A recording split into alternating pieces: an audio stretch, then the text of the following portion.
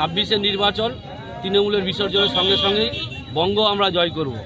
আমরা স্পষ্ট কথা একটা বলতে চাই যে বিহারের যে নির্বাচনের আগে এসআইআর হয়েছিল, সেই এসআইআরের মাধ্যমে অনেক অবিজেপি দল বিভিন্ন রকমভাবে বিজেপিকে কটাক্ষ করেছিল এবং বিরোধিতা করেছিল। এই এসআইআরের মাধ্যমে সমস্ত বাংলাদেশিরা ভোটার তালিকা থেকে বাদ পড়েছে। প্রকৃত যারা ভারতীয়, সেই হিন্দু হোক সেই মুসলমান হোক, তারা ভোটার তালিকায় রয়েছে।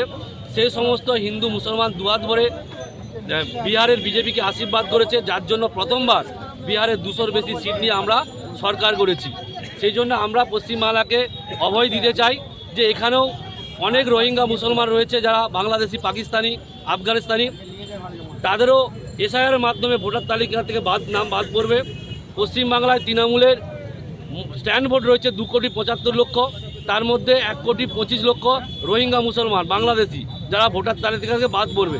সঙ্গে সঙ্গে বাদ পড়ার সঙ্গে সঙ্গে পশ্চিমবাংলায় তৃণমূল 50-এর বেশি সিট পাবে না, 50-এর গণ্ডি পার করতে পারবে না। তাই আমরা সমস্ত ভারতবাসীদের অভয় দিতে চাই, সেই ভারতীয় মুসলমান হোক, ভারতীয় হিন্দু হোক, ভারতীয় খ্রিস্টান হোক, তারা ভোটার তালিকায় থাকবে এবং আগামী দিন অর্থাৎ এই 2026-এ বিজেপি সরকার করবে।